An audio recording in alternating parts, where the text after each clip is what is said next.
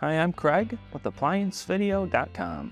Today, we'll be taking a look at the PCB main on this LG gas dryer.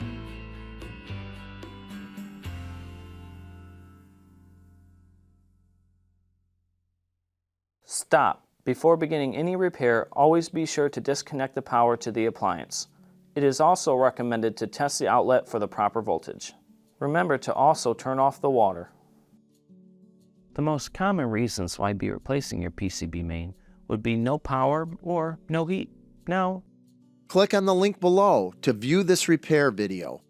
ApplianceVideo.com guides you step by step, giving you the confidence to avoid recalls and callbacks, also saving time on repairs.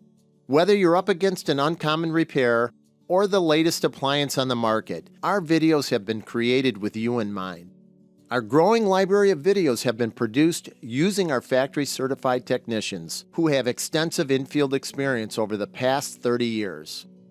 ApplianceVideo.com provides high-quality repair videos that anyone can follow, regardless of their skill level. We are here to help. Click on the link below to view this repair video and let us help you do it right the first time.